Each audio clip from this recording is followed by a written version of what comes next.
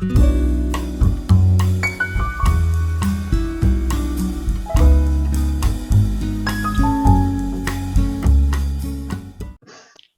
bonjour à tous.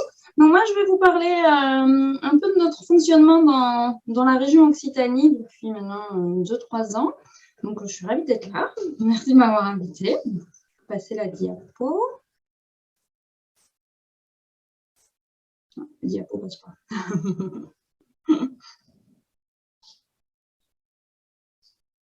Donc là, on va passer rapidement. Moi, je suis Stéphanie Anoudi, je suis psychologue, je suis spécialisée en neuropsychologie. Et donc, je travaille, donc, le président d'Occitadis qui ne pouvait pas être présent aujourd'hui, c'est Thibaut Noël Willig qui est pédiatre, et Laurent Raffier qui est porteur de ce projet dont je vais vous parler. Et on parle au nom du conseil d'administration.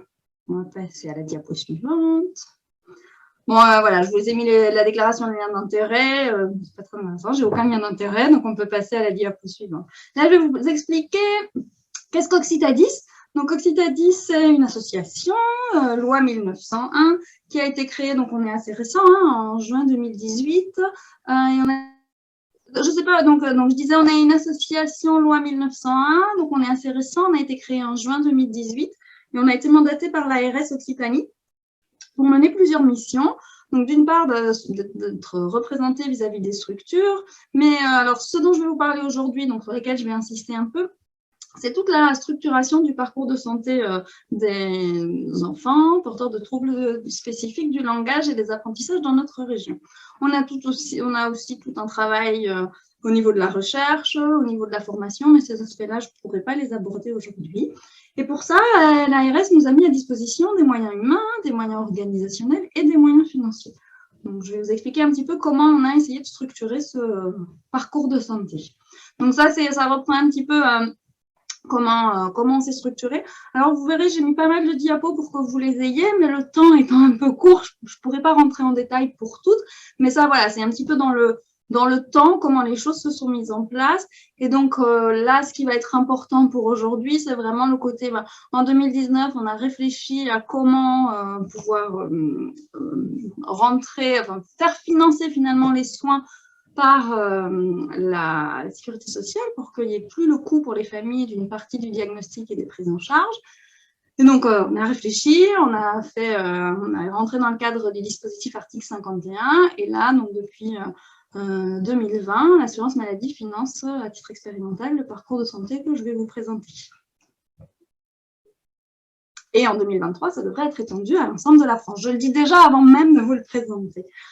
Donc voilà, alors ce schéma, il fait un peu peur, mais je vais rapidement vous l'expliquer. En fait, ce qu'il faut avoir en tête, c'est qu'on a réfléchi ce parcours en pensant vraiment aux 3 niveaux de prise en charge des troubles spécifiques du langage et des apprentissages. C'est-à-dire des médecins de premier recours formés pour les troubles, j'allais dire assez simples. Je ne vais pas catégoriser les troubles, mais il y a des situations où le diagnostic est plus ou moins facile parce que c'est un trouble d'apprentissage assez isolé, ça arrive.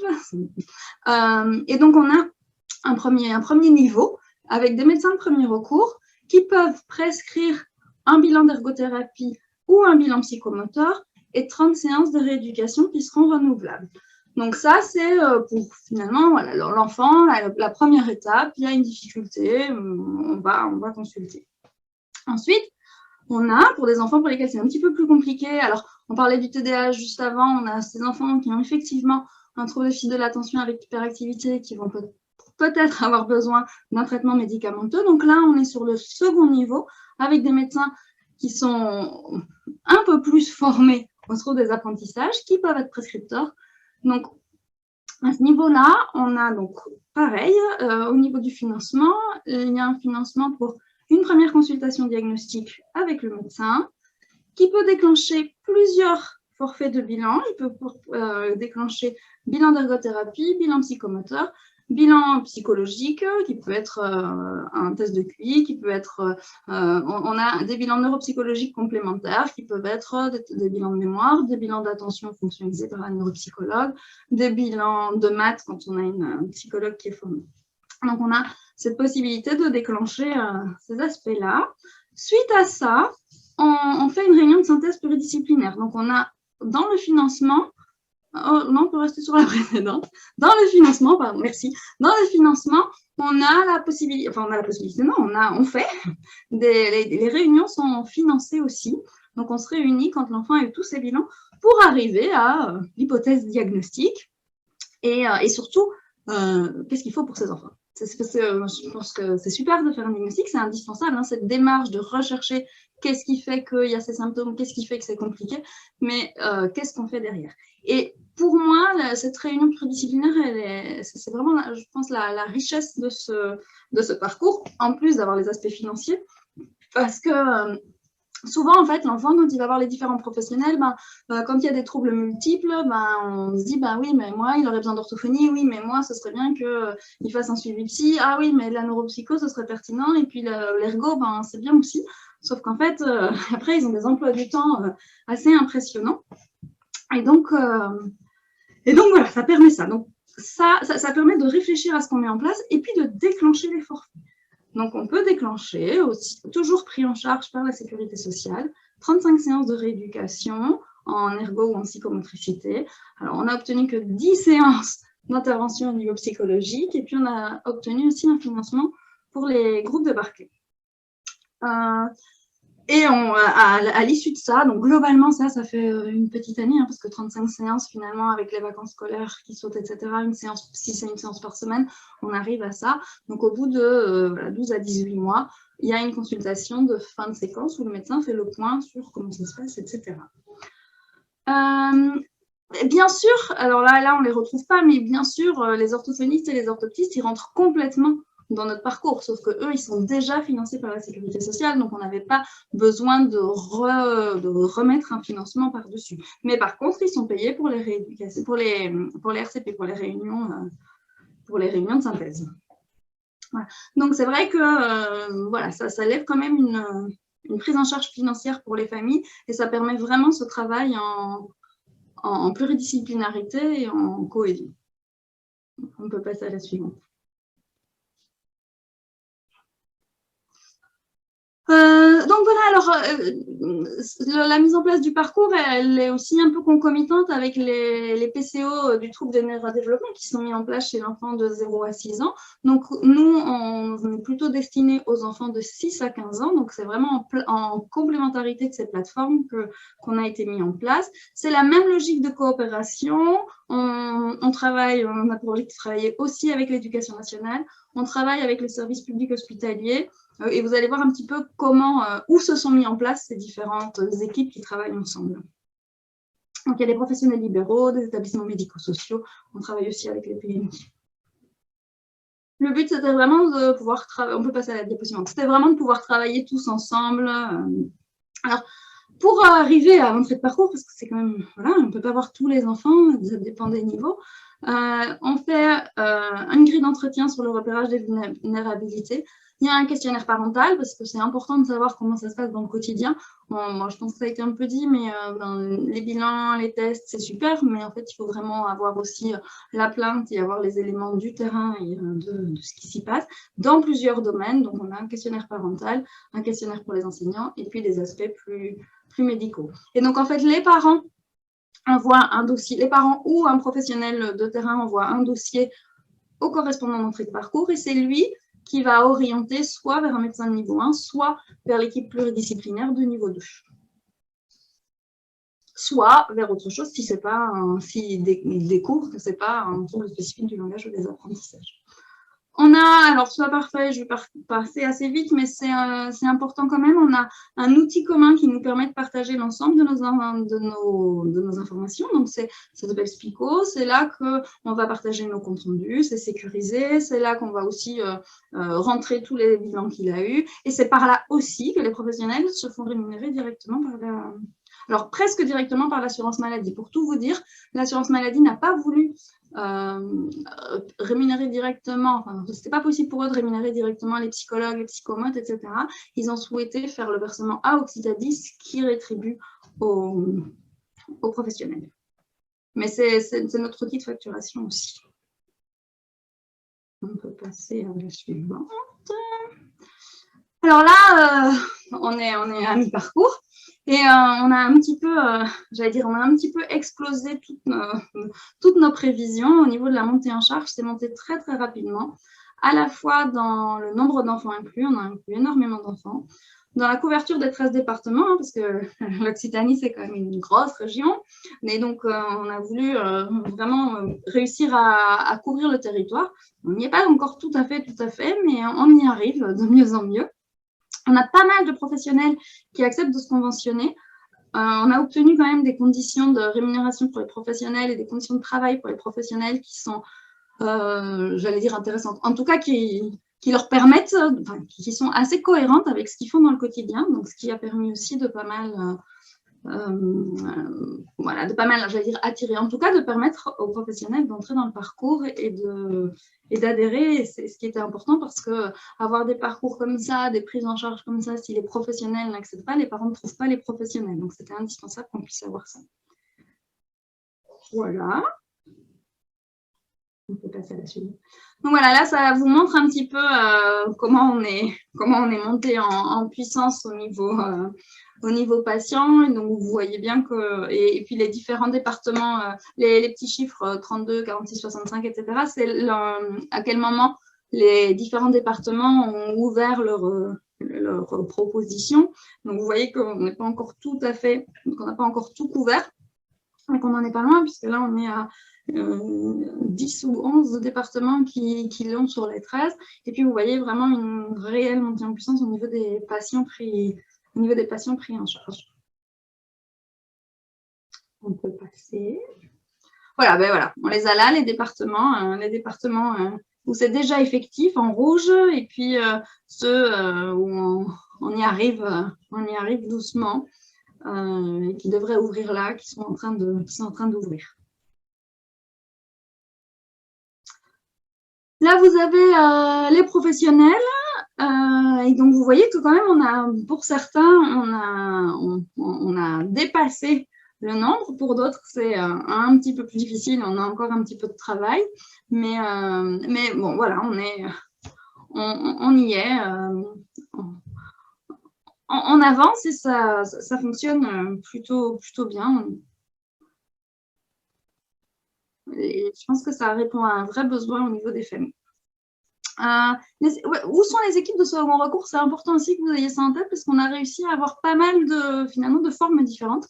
On a des services de pédiatrie en centre hospitalier. Voilà, il y a les villes qui vous sont mises.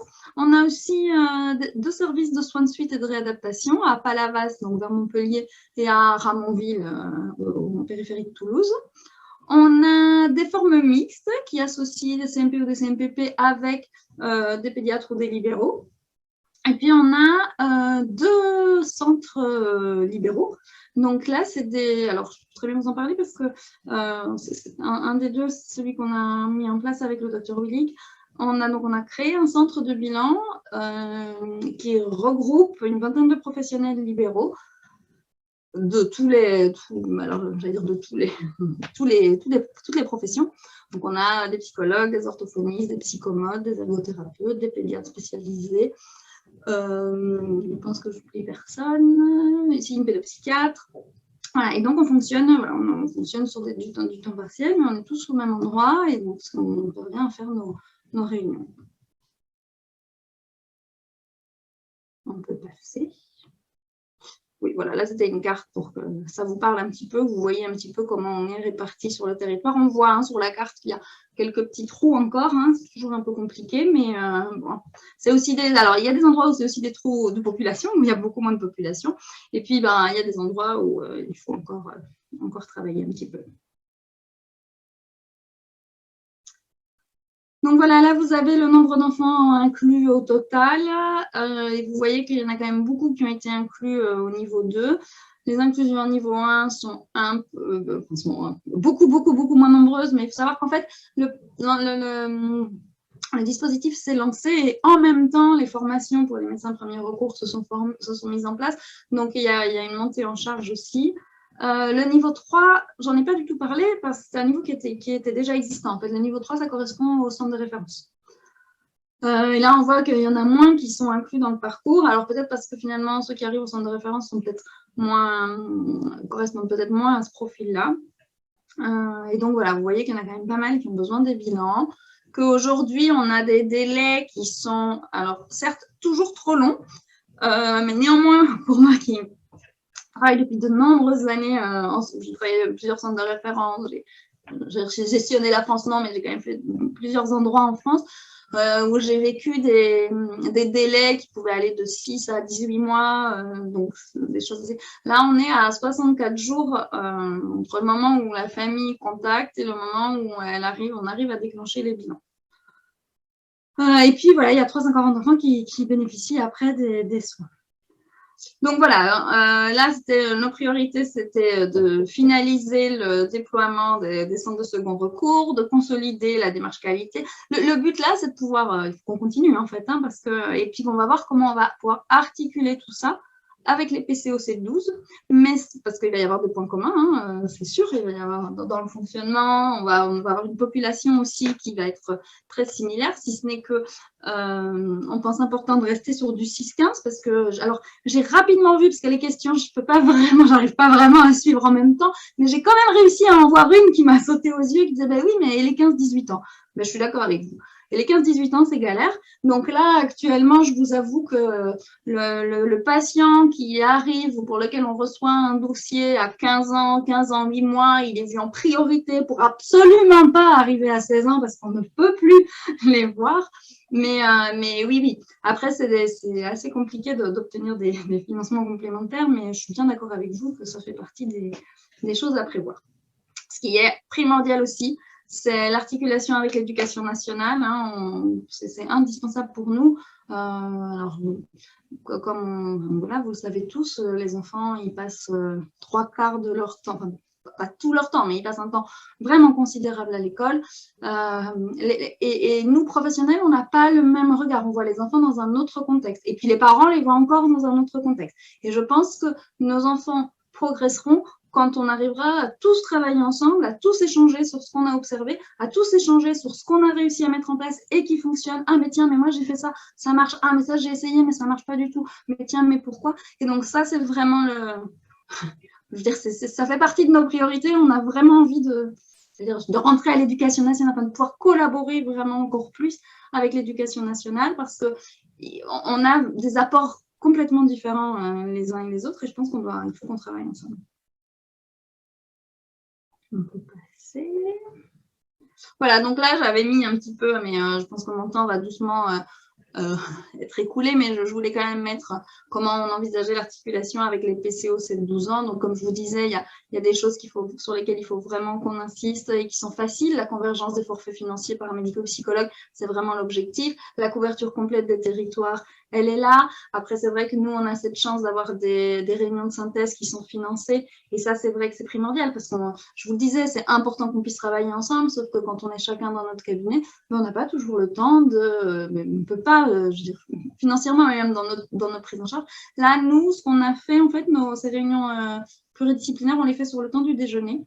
On a 3 créneaux entre midi et 14h. Donc, bon, voilà, tout le monde. Alors, on les fait en visio ou en présentiel. Ça dépend si tout le monde est sur place. Mais quand on travaille avec les libéraux, on les fait en visio. Donc, parfois, tout le monde mange, mais c'est pas grave. En fait, on arrive à réfléchir en mangeant. Ce sur quoi il faut vraiment encore travailler, c'est la formation d'un réseau de médecins premier recours qui sont formés, qui sont autonomes. Donc, ça, c'est vraiment important. Il faut que les forfaits médicaux et le secrétariat, parce que c'est pour ça que c'est compliqué d'avoir des médecins spécialisés dans ces troubles, c'est parce que c'est des consultations qui prennent beaucoup de temps et donc financièrement, il faut qu'ils puissent rentrer dans leurs frais aussi, les médecins. Il faut effectivement que les rééducateurs puissent intégrer les synthèses. Et donc voilà ce qui est peut-être un petit peu différent avec les PCO et sur ce sur quoi il faut qu'on se batte. Voilà, donc là, c'était les remerciements à tous ceux qui nous ont soutenus. On a eu beaucoup d'aide. C'est un projet qui n'aurait pas pu se créer sans l'aide des des structures, hein, de l'ARS, de la CNAM, enfin, il y a énormément de monde qui nous ont aidés et à former les dossiers et à obtenir des financements et à travailler et à mettre en place les choses. Donc, c'est vrai qu'on a l'équipe d'Occitadis, c'est une équipe qui travaille énormément et très bien, mais voilà, je pense qu'il n'y a pas une personne qui aurait pu porter tout ça. C'est vraiment tous ensemble et donc on remercie tout le monde. Voilà.